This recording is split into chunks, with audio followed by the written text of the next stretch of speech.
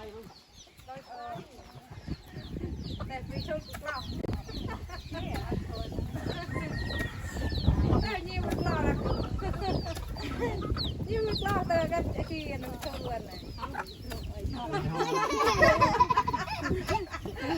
จ้างเลยเหรอเป็นคนตำเข่าทุกคืนเลยแต่เชียงเรียกเรียกเรียกปูง่าย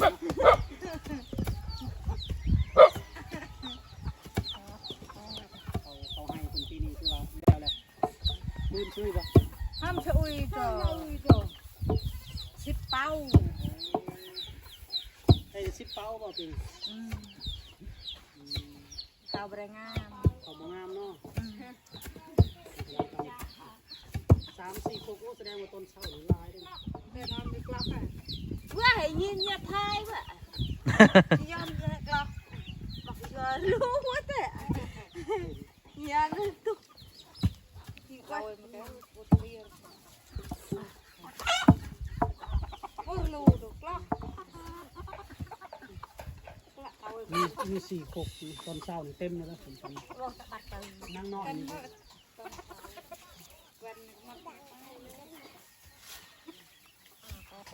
เขาให้นี่มันใหญ่เนาะขกมันบักใหญ่เนาะขกมันทำมาสุกแต่ว่าเพิ่นบ่ได้แป้งเลยนะขกนี่แต่ว่าตัดทอนไม้ทอนใหญ่มาแล้วเก็บเลยมันขาดแบบนี้คือว่าหาส้มได้ยากเลยท่านผู้ชมนอกจากเขามาหมู่บ้านชนบท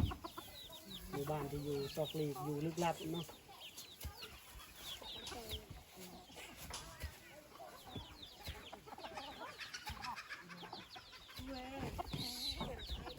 บ้านยังบ้านสะน้อยบ้านสะน้อยนี่สักหลังคาเรือน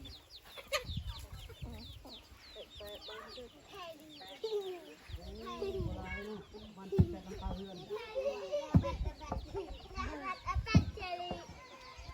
คนในบ้านนี่จะเฮ็ดให้แล้วเนาะมันกระปลูกวะ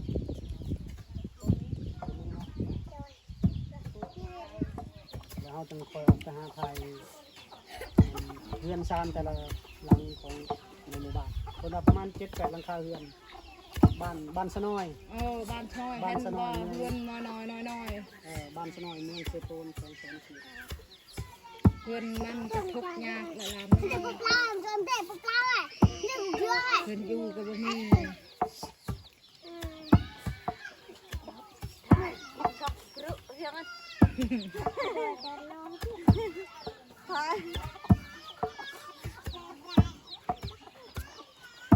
เบิ่งเฮือนอันอยู่ทางมันคือเฮือนเล่ากลางเลยเห็นนับเพื่อนนับก็น้องน้อยนี่ก็เป็นแล้วเนาะทำเขาเป็นซ้อนให้ตามมือจักเกิดไปห้องที่กับบ่มีไฟฟ้าบ่มีห้องชี้เนาะไฟฟ้าเขาบ่ถึงเลยตามเขา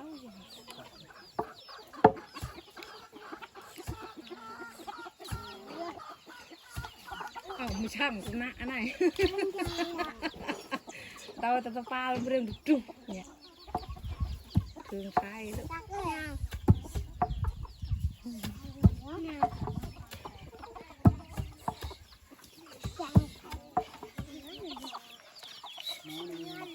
กินขับนอนเลย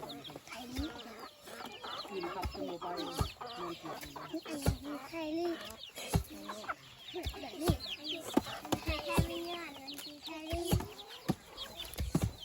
ไก่คนเลี้ยงเป็ดเลี้ยงไก่นี่สบายเลยนะใส่บ่ต้องเชื่อใส่ว่ามันกินเศษเศษไก่เมื่อนึงมั้งเดี๋ยววะนางจะตำเขาได้เนาะตำช่วยพ่อแม่คุยตะเนี่ย